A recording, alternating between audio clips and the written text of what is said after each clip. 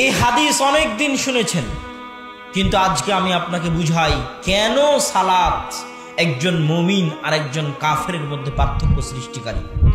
কল্পনা করেন আপনার গ্রামে, আপনার অঞ্চলে, আপনার পাড়ায়, মহল্লায় এরকম অনেক হিন্দু মানুষ পাওয়া যাবে, যেই হিন্দু মানুষ হিন্দু হওয়ার পরও মদ বিড়ি সিগারেট খায় না।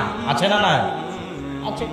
যেই মানুষ হিন্দু হওয়ার পরও জেনা ব্যভিচারে লিপ্ত হয় না। আছে না? নয় আছে।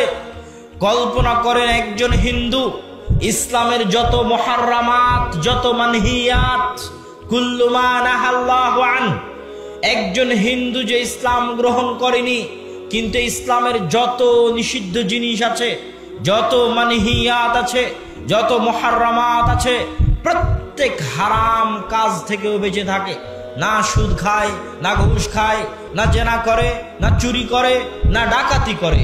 এমন কোন নিষিদ্ধ কাজ ইসলামে আছে সেই কাজে ও লিপ্ত হয় না। এরকম একজন হিন্দুকে আপনি কিসের জন্য মুসলমান হতে বলবেন? নিজে একবার ভেবে দেখবেন যে ওই হিন্দু তো এখনই ইসলামের সব নিষিদ্ধ জিনিস মানছে, ও মুসলমান হবে কি জন্য? কি কাজে, কি করতে, কি প্রয়োজনে সে মুসলমান হবে?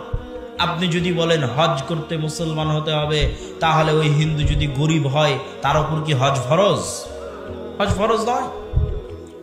আপনি যদি বলেন যাকাত আদায় করার জন্য মুসলমান হতে হবে, ও হিন্দু যদি গরিব হয়, নিসাব পরিমাণ সম্পদের মালিক না হয়, তাহলে ওর উপর হজও নাই, যাকাতও নাই, তো কেন মুসলমান হবে? আপনি বলবেন রমজান মাসের 1 মাস সিয়াম পালন করার জন্য তাকে মুসলমান হতে হবে। এইখানে আপনাকে আর একটা উদাহরণ দেই। আপনি আপনার সন্তানকে স্কুলে মাদ্রাসায় ভর্তি করাতে গেছেন। মাদ্রাসার অনেক নিয়ম কানুন, তার মধ্যে কিছু নিয়ম আছে নিষিদ্ধ জিনিস, নিষিদ্ধ আমল, নিষিদ্ধ কাজ। মাদ্রাসায় অ্যান্ড্রয়েড মোবাইল ব্যবহার করা যাবে না, চুল বড় করা যাবে না, দাড়ি কাটা যাবে না, টাকনুর নিচে প্যান্ট পরা যাবে না, অনেক নিয়ম। তো আপনার ওই ছেলে মাদ্রাসায় ভর্তি হওয়ার পর চুলও বড় করেনি, দাড়িও কাটেনি, মোবাইলও ব্যবহার করেনি, টাকনুর নিচে প্যান্টও পরেনি, যা যা নিষিদ্ধ আছে সব নিষিদ্ধ আমল মেনে নিয়েছে। মেনে নিয়ে সারা বছর রুমে বসে ঘুমায়, ক্লাস করে না। বুঝাতে পারিনি মনে হয়? হ্যাঁ, মাদ্রাসার সব নিষিদ্ধ আইন মেনে নিয়েছে, কিন্তু সারা বছর রুমে কি করে? ঘুমায়। 11 মাস ঘুমিয়ে 1 মাস ক্লাস করবে। তো 11 মাস কোনো কাজ নাই, 1 মাস সিয়াম পালন করার জন্য ইসলাম গ্রহণ করবে। এরকম হাস্যকর ধর্ম ইসলাম হতে পারে না।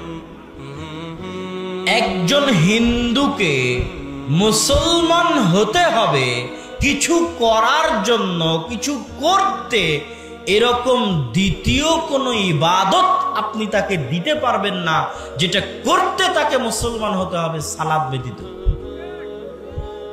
এই জন্য ওই মুসলমান, যেই মুসলমান সালাত আদায় করে না, আর ওই হিন্দুর মধ্যে কোনো পার্থক্য নাই।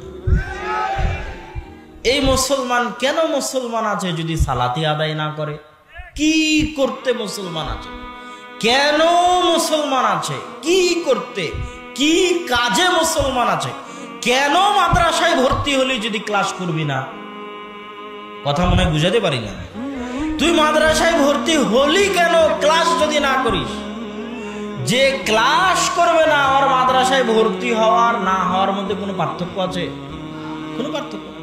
যে সালাত আদায় করবে না, আর মুসলমান থাকার না থাকার মধ্যে কোনো পার্থক্য আছে? কোনো পার্থক্য নেই। ওই মুসলমান যে সালাত আদায় করে না আর ওই হিন্দুর মধ্যে কোনো পার্থক্য নাই। এই জন্য রাসূল সাল্লাল্লাহু আলাইহি ওয়াসাল্লাম বলেছেন, ঈমান আর কুফর, শিরক আর ঈমান, মুশরিক আর মুমিন, মুমিন আর কাফেরের মধ্যে একটাই পার্থক্য, সেটা কি? সেটা সালাত। আর এমন কিছু নাই যেটাতে পার্থক্য করা যেতে পারে যে ও মুসলমান, যেটাতে পার্থক্য করা যেতে পারে যে ও হিন্দু নয়, ও মুসলমান। কি দিয়ে পার্থক্য করবেন যে ও মুসলমান? কি দিয়ে? এমন কিছু আপনি দেখাতে পারবেন না যেটা দিয়ে আপনি পার্থক্য করতে পারেন যে ওই মানুষটা হিন্দু নয়, ওই মানুষটা মুসলমান সালাত ব্যতীত। কেন? ওইরকম হাজারো হিন্দু আছে যে বিড়ি খায় না, ওরকম হাজারো হিন্দু আছে যে মদ খায় না, ওরকম হাজারো হিন্দু আছে যে জেনা করে না, ব্যভিচার করে না। তার মধ্যে কোনো আলামতই আপনি খুঁজে পাবেন না যে কি ও মুসলমান না হিন্দু, কোনো আলামত নাই। ও যদি গরিব হয়, হজ নাই, গরিব হয়, যাকাত নাই, 11 মাস 12 মাসে 1 মাস ক্লাস করে কি করবে? কোনো কাজ নাই। সুতরাং ওই কাফের, ওই হিন্দু আর এই মুসলমান যে সালাত আদায় করে না, এদের মধ্যে আল্লাহর ওয়াস্তে কোনো পার্থক্য নাই।